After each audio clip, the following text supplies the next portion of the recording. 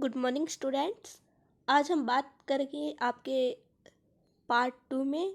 Part 1 अगर आपने नहीं देखी है तो पहले उसे देखिए, क्योंकि हमने वहाँ पर जो है बेसिक टर्म बताई है इस चैप्टर से रिगार्डिंग।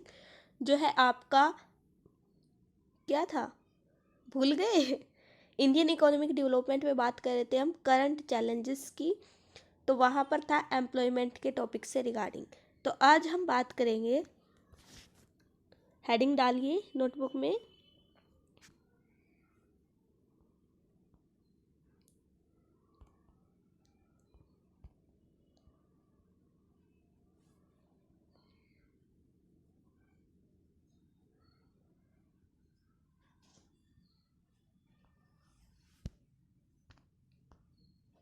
ठीक है, तो क्या होता है इसमें, लिखो। ये एक ऐसी सिचुएशन को रेफर करता है। कौन सी सिचुएशन को रेफर करता है बेटा? ये देखिए कि परसेंटेज ऑफ कैजुअली हायर, ये बता दिया था ना हमने आपको क्या होता है। ये कैजुअली जो पार्ट टाइम करते हैं ना हम लेबर को हायर, उसकी बात की गई है। Casually hired worker in the लिखो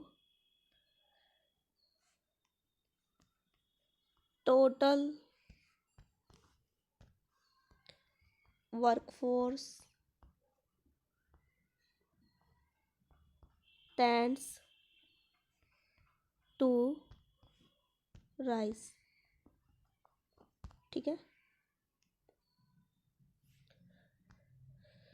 तो क्या बोला गया है, जो हमने वर्कर हायर किए हैं कैजुअली, वर्कफोर्स टोटल कितना वर्कफोर्स है, उन्होंने कितना, वर्कफोर्स ने कितना जो काम किया है टाइम के हिसाब से, ठीक है, उसकी बात की गई है।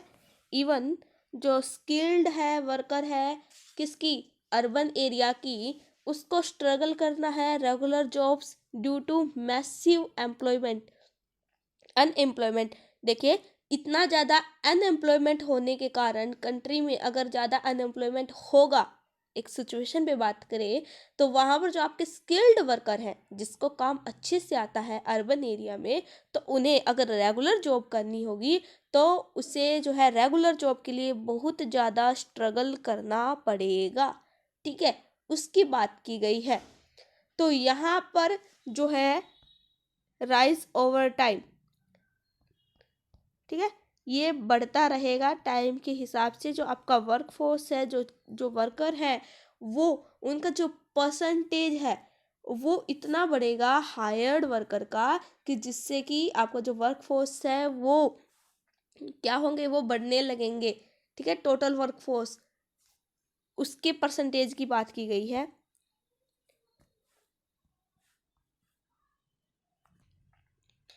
ठीक है, जितना भी वर्कफोर्स है हमारी कंपनी में, उससे ज़्यादा जो है हमें हायर्ड करने पड़े वर्कर, उनकी परसेंटेज बढ़ने लग जाए, उसकी बात की गई।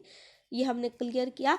फिर जो अनएम्प्लॉयमेंट है, इससे क्या होगा, रिड्यूस होगा। बार्गेनिंग पावर ऑफ वर्कर्स जो है वो क्या हो जाएगी, इंक्रीज हो जाएगी। ठीक है, तो अब हम बात कर रहे हैं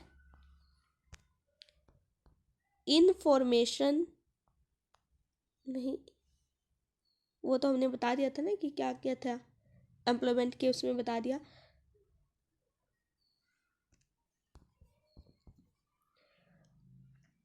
हाँ, एक टॉपिक था आपका, अब ध्यान है मुझे,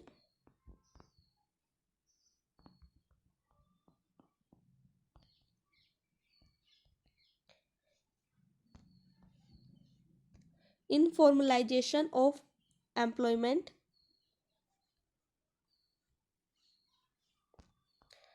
तो ये बेसिकली जो स्ट्रक्चर किए हैं किस तरीके से क्लासिफाइड होंगे। पहला है आपका फॉर्मल सेक्टर है, एंड सेकंड है आपका इनफॉर्मल। ठीक है, 2 सेक्टर्स थे, वो तो आपको पता ही है। अब फॉर्मल की बात करें,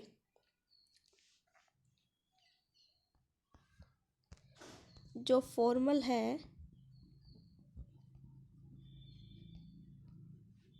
क्या है फॉर्मल सेक्टर में? Organised sector of economy. इसका हमें पता है कि ये जो फॉर्मल है ये ऑर्गेनाइज्ड होगा, ऑर्गेनाइज्ड सेक्टर है। फिर इसी को डिफाइन करें हम फॉर्मल को, कभी आप बोल पाए हम आपने मीनिंग नहीं बताया, वो भी बता रहे हैं, ठीक है। इसमें क्या इंक्लूड है?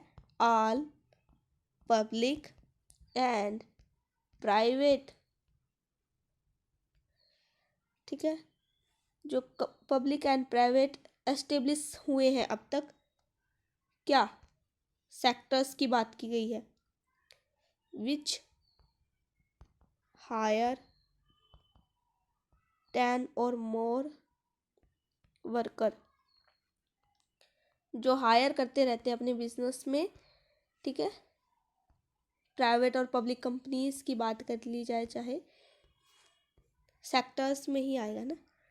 फिर बात की गई है जो ये वर्कर हैं उनको सोशल सिक्योरिटी बेनिफिट भी दी जाए। अब बोलोगे मैम ये क्या, अभी क्लियर होगा क्या बेनिफिट्स दी जाती हैं। जो गवर्नमेंट काम करते हैं एम्प्लॉय, तो वो किस में आ जाएंगे? पब्लिक में आ जाएंगे ना, पब्लिक सेक्टर में काम करते हैं। अरे जो तुम्हारे बैंक्स वगैरह है उसकी बात की जाए, आईसीआई बैंक है, ठीक है, और आपका एचडीएफसी है, प्राइवेट बैंक है ना, प्राइवेट सेक्टर में आता है, ठीक है। तो इसी तरीके से, तो अगर हम गवर्नमेंट एम्प्लॉय की बात करते हैं तो उन्हें क्या एक पीएफ देते हैं, ठीक है। आप बोलते होंगे प्रोविडेंट फंड वगैरह, ठीक है। उसको जो है कंपनी स्टोर कर लेती है, उनके जो इनकम दी जाती है उनको एम्प्लॉय को, उसमें से कुछ जो है हिस्सा रख के वो अपने पास, और उनको जो है आफ्टर रिटायरमेंट जो है वो सारा अमाउंट क्या हो जाता है, धीरे धीरे धीरे धीरे पेंशन के तौर पर दे देते हैं, ठीक है। वो बात की गई है। अब यहाँ पर और क्या है, note protected by labour law, कोई यहाँ पर लेबर लॉ वगैरह अप्लाई नहीं होता, ठीक है। और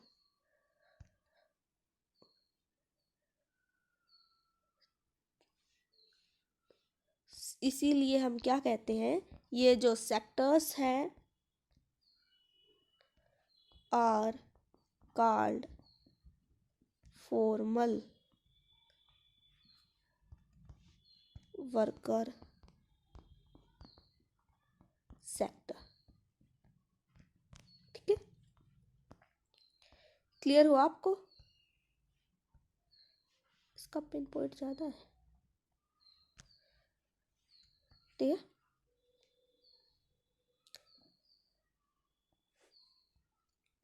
एक और फटाफट से क्लियर कर देते हैं आपके माइंड में हम। एक तो ये फॉर्मल सेक्टर क्या है, ऑर्गेनाइज्ड है, इसमें both private and public sectors included है, सारे के सारे, ठीक है। फिर इसमें जो है, जो प्राइवेट या पब्लिक सेक्टर है हायर करते हैं वर्कर्स को, और उनको कुछ बेनिफिट दी जाती है, उन पे कोई लॉ के लेबर के कोई लॉ वगैरह शामिल नहीं है जो गवर्नमेंट ने बनाए हैं लेबर लॉ में।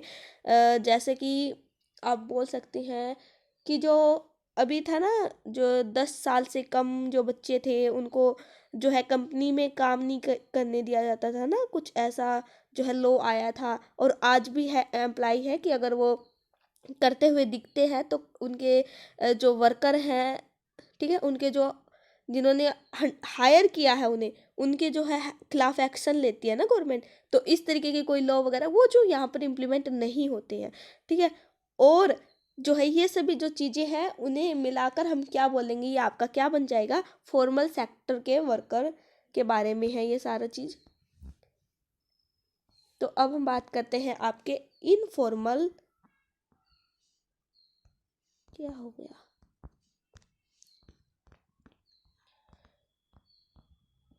इनफॉर्मल सेक्टर कौन से हैं जहां पर आपके वर्कर्स हायर होते हैं ना, कौन से हैं? देखिए, पहला पॉइंट आप लिख सकते हैं, ये अनऑर्गेनाइज्ड है। सेकंड पॉइंट क्या बोलेंगे आप? इसमें सारे के सारे प्राइवेट जो सेक्टर्स हैं उनकी बात की गई है, जो केवल 10 वर्कर से कम जो है हायर करते हैं। ठीक है, कुछ फिक्स लिमिट है इनकी ये यहाँ पे। फिर बात की गई है जो ये सेक्टर है इसमें क्या नहीं दिया जाता। अरे ये जो हमने ऊपर किया उसी के अपोजिट है ना। तो सोशल सिक्योरिटी बेनिफिट, कुछ ऐसे बेनिफिट नहीं दिए जाते, सिक्योरिटीज वगैरह दी नहीं जाती इनको। फिर आप बोलोगे ना ही ये क्या है, ये भी प्रोटेक्टेड नहीं है। किससे? लेबर लॉ से। ठीक है, फिर क्या पॉइंट रहेगा आपका? जो 90% से मोर देन जो है वर्कफोर्स ये प्रोवाइड करते हैं इनफॉर्मल में। तो ये था आपका इनफॉर्मल और फॉर्मल। तो आपको क्लियर हो गया होगा क्या होता है। ठीक है, अब बता देते हैं आपको कि ये इनफॉर्मलाइजेशन क्या है ना। अब बोल तो रहे थे, मैम ने बताया नहीं सोच रहे थे ना। तो हमने एक बार इसके जो फॉर्मल इनफॉर्मल आपको क्लियर हो गया अच्छे से। अब बताते हैं इनफॉर्मलाइजेशन क्या है। ये एक ऐसी सिचुएशन है जहाँ पर हम जो पीपल है उसको फाइंड करते हैं। कैसे पीपल को फाइंड करते हैं? कि हमें एम्प्लॉयमेंट चाहिए। ठीक है, ऐसे पर्सन को रखना है अपने इनफॉर्मल सेक्टर में। ठीक है, क्या करते हैं हम? रुको एक सेकेंड। जो ये इनफॉर्मलाइजेशन का कंसेप्ट है ना आपका,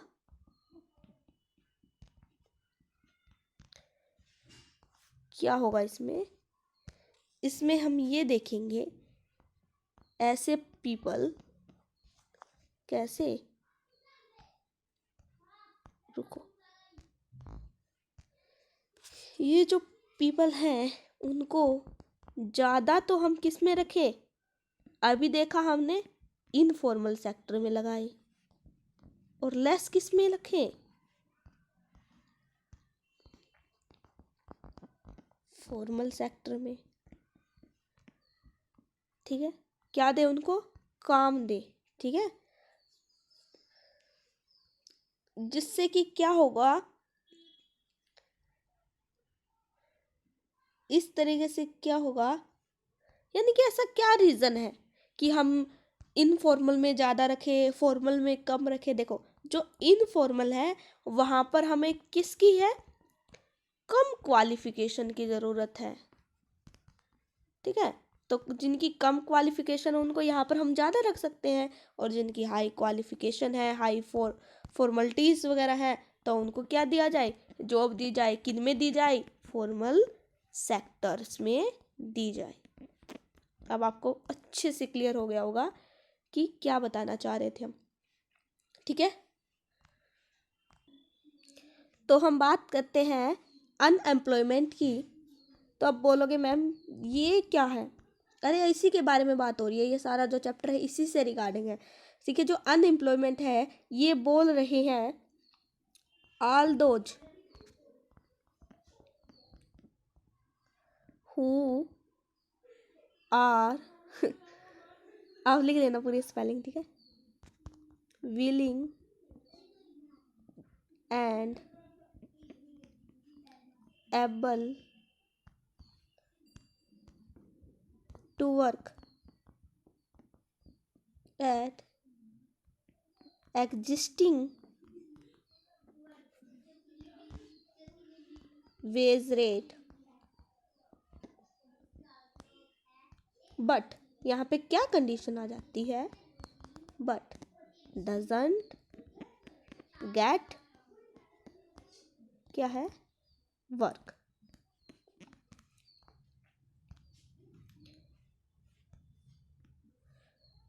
तो देखिए ये बोल रहे हैं कि ऐसे पर्सन, ऐसे एम्प्लॉय जो काम करना चाहते हैं, काम करने की पूरी पोटेंशियल रखते हैं और पोटेंशियल के साथ साथ वो रेडी हैं, किस लिए रेडी हैं, पोटेंशियल के साथ साथ क्या बता रहे थे हम, वेज रेट जो उन्हें दिया जा रहा है उसके लिए भी रेडी है। लेकिन मेन प्रॉब्लम क्या है, उन्हें वो काम नहीं दिया जा रहा, काम ही नहीं है, करे कैसे।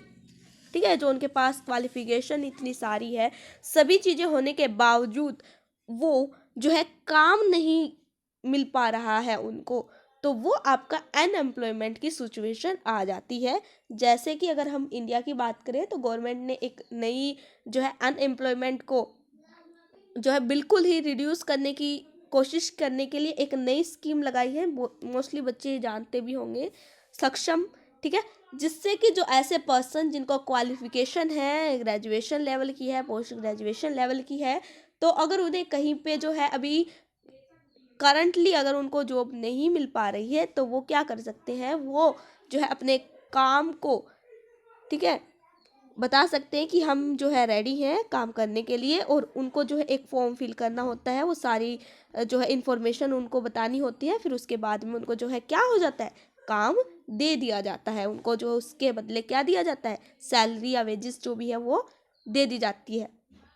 ठीक है, अब आप बोलोगे मैम आपने अनएम्प्लॉयमेंट बता दिया, लेकिन इसके टाइप्स क्या है, ये तो बेसिकली आपने पढ़े भी होंगे। ठीक है, अभी बात करते हैं इसके टाइप्स की। तो पहला टाइप्स है आपका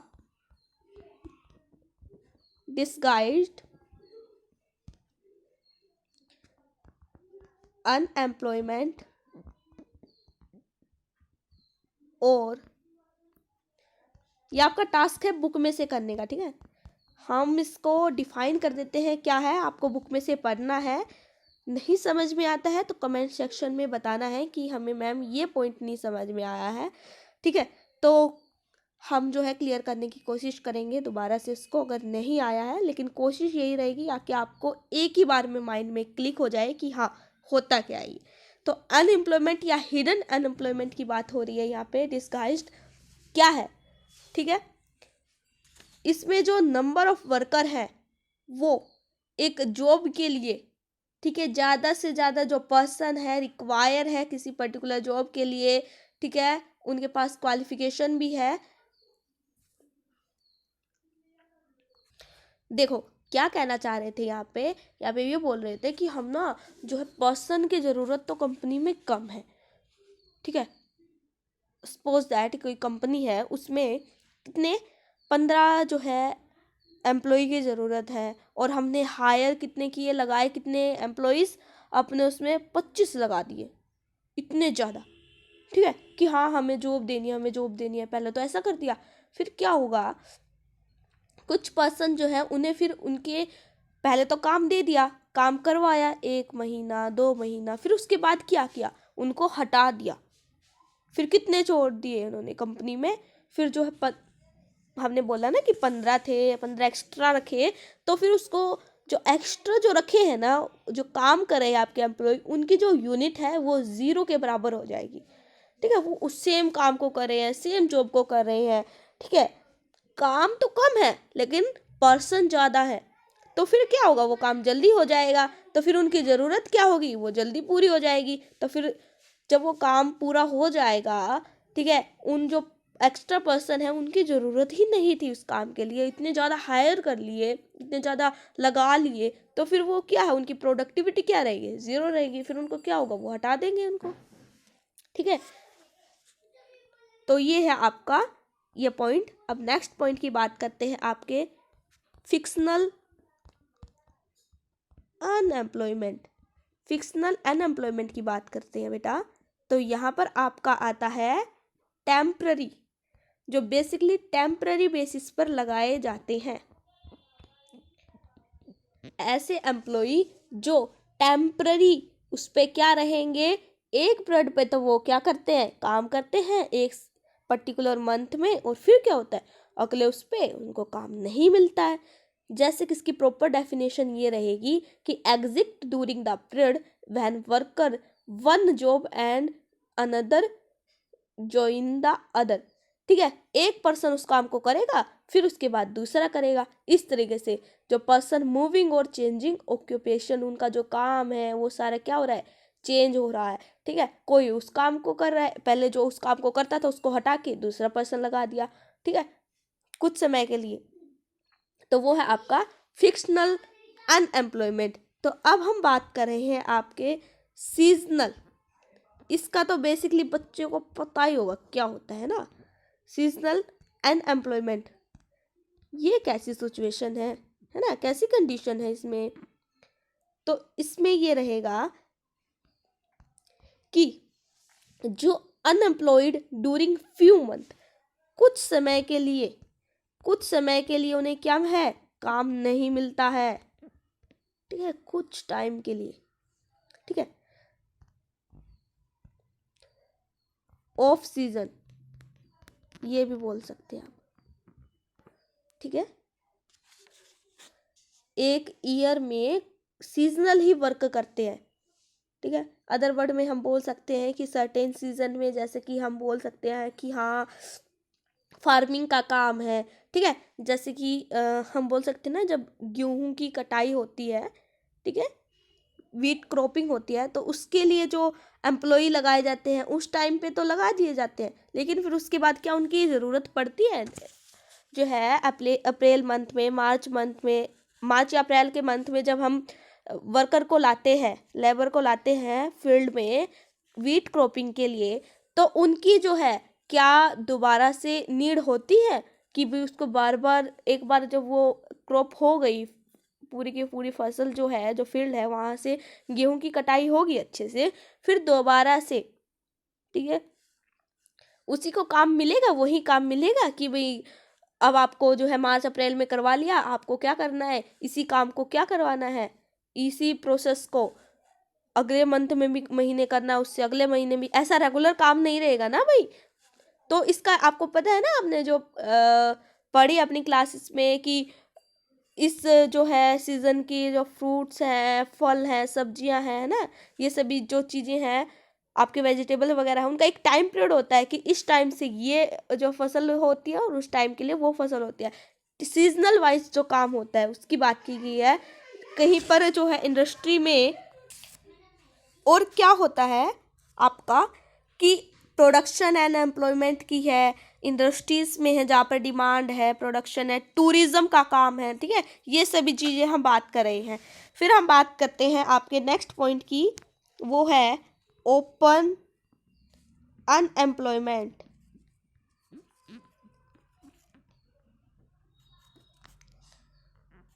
ओपन अनएम्प्लॉयमेंट या इनवॉलंटरी अनएम्प्लॉयमेंट। ओपन अनएम्प्लॉयमेंट की बात की जाए तो क्या होगा, ये एक ऐसी कंडीशन है जहाँ पर, ये तो पता है अनएम्प्लॉयमेंट को क्या है। ठीक है, ओपन में ये है कि वो सीन भी होता है, वो काउंटेड भी होते हैं कि कितने पर्सन उस काम को कर रहे हैं। Find the number of the unemployment person country में। ठीक है, हम ओपनली पता कर सकते हैं कि ये पर्सन जो है काम करने के लिए रेडी भी है, काम करते भी हैं और एग्जिस्टिंग वेट रेट में है, नहीं काम करने के लिए तैयार है काम, ठीक है, उनको नहीं मिला है। ठीक है, वो बोल सकते हैं, वो कंडीशन है, वो इनवॉलंटरी है, तो हम इसे काउंट कर सकते हैं ना। अब बात कर रहे हैं स्ट्रक्चरल, रुको,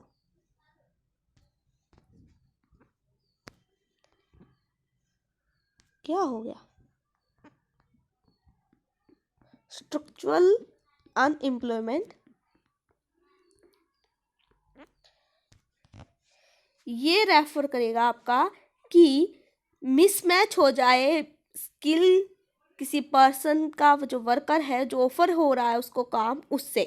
ठीक है, टेक्नोलॉजी अपग्रेड हो जाए, जो जॉब स्किल है उसकी उसकी जो जॉब स्किल है उसमें जो है उसे काम तो कुछ और आता था, जब नई टेक्नोलॉजी आ गई, ठीक है, तो उनको वो काम नहीं आता, कुछ स्ट्रक्चर नहीं आता, कुछ पार्ट नहीं आता, तो उसकी बात की है, वो स्ट्रक्चरल अनएम्प्लॉयमेंट हो गया। उसको जो थी उसके पास स्किल जो डिमांडेड थी एम्प्लॉयर के द्वारा वो ऑफर हो रही है, ठीक है, लेकिन उसको वो स्किल नहीं आती है, ठीक है, वो आपका स्ट्रक्चरल अनएम्प्लॉयमेंट में आएगा।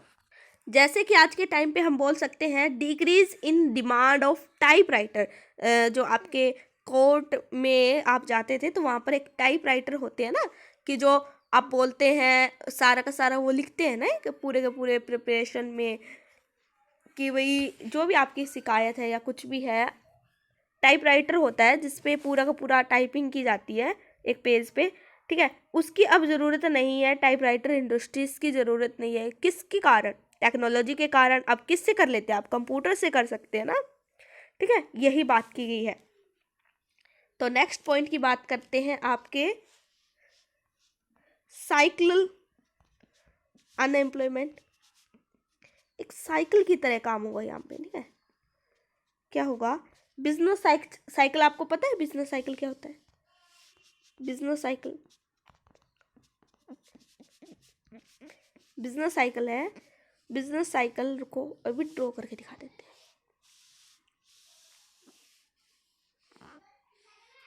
ठीक है। तो ये बिजनेस साइकिल है, जो आपका ये जो पॉइंट है ये पीक होता है बिजनेस साइकिल का, ये एक्सपेंशन मोड में है, ठीक है,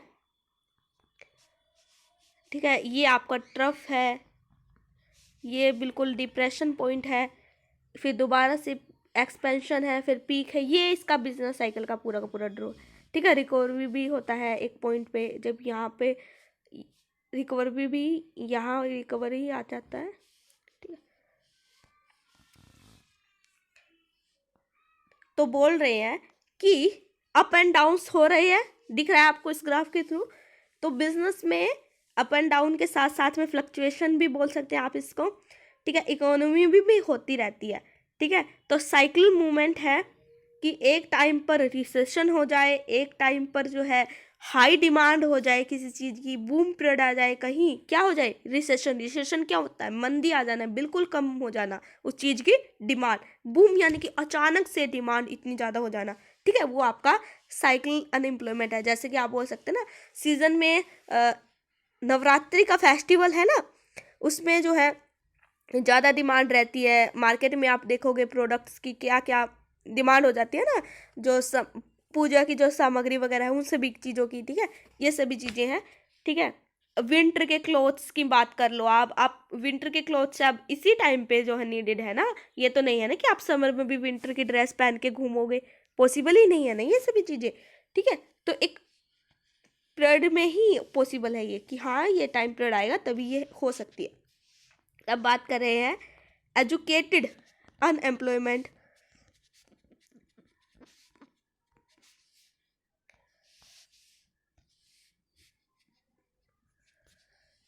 क्या होगा इसमें? एजुकेटेड पर्सन है वो does not have right job, यानी कि जो वो काम करना चाहते हैं, ठीक है, वो तो काम है ही है, लेकिन उसके साथ साथ में क्या उनको राइट जॉब खुद ही उनको ऐसा फील होता है कि हाँ हम ये चाहते थे यार पर ये नहीं मिला, है ना, हिमसेल्फ उनको ऐसा ही फील होता है कि राइट जॉब नहीं है उनके लिए ये, ठीक है। Lack of employment opportunity in economy, ऐसा सिचुएशन आ जाए कि हाँ अपॉर्चुनिटी बिल्कुल ना के बराबर हो जाए, उनकी क्वालिफिकेशन जो है उनके जो जॉब कर रहे हैं उससे अनमैच हो जाए, बिल्कुल ही मिसमैच, ठीक है, अनमैच हो जाए, उसकी बात की गई। जॉब में जो वो काम कर रहे हैं उस जॉब में उनकी जो क्वालिफिकेशन है क्या हो जाए? अनमैच्ड शो हो, उसकी बात की गई। जैसे कि फैकल्टी एजुकेशन सिस्टम है, लैक ऑफ एम्प्लॉयबल स्किल्स है, प्रेफरेंस वाइट कूलर है, ये सभी चीज़ें हैं, ये जो जॉब्स वगैरह है रिस्पॉन्सिबल है, ठीक है, अनएम्प्लॉयमेंट के। तो नेक्स्ट वीडियो में हम बात करेंगे कि इसके क्या क्या केसेस हैं और क्या क्या रेमेडी है जिससे कि हम अनएम्प्लॉयमेंट को क्या कर सकते हैं, मेज़र कर सकते हैं। तो आपको ये जो पॉइंट हमने बताए हैं एक बार फटाफट से रिव्यू डाल देते हैं माइंड में।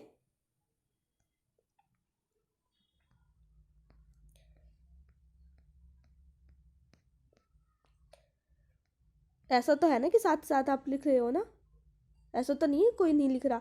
तो एम्प्लॉयमेंट के टाइप्स हमने बता दिए थे क्या क्या है, फटाफट से बता देते हैं। अनएम्प्लॉयमेंट आपको पता है जो रेडी है अपने काम के लिए एक पर्टिकुलर वेज रेट पर, ठीक है, पर क्या सिचुएशन उन्हें उनका काम नहीं मिल पा रहा है। डिसगॉइज्ड अनएम्प्लॉयमेंट थे, हिडन एम्प्लॉयमेंट था, ठीक है। वो बताया गया था कि ये जो एम्प्लॉयमेंट है ये क्या आ रहा है, कंपनी में ज़्यादा हायर कर लिया जा रहा है, एक्स्ट्रा वर्क दिया जा रहा है, एक्स्ट्रा वर्क तो नहीं, एक्स्ट्रा एम्प्लॉय हायर हो गए हैं, जिससे क्या जो है जो एक्स्ट्रा वर्कर है उनकी जो प्रोडक्टिविटी है क्या है, जीरो के बराबर हो रही है। फिर क्या होगा, उनको रिमूव किया जाएगा, बिजनेस से हटा दिया जाएगा एम्प्लॉय को।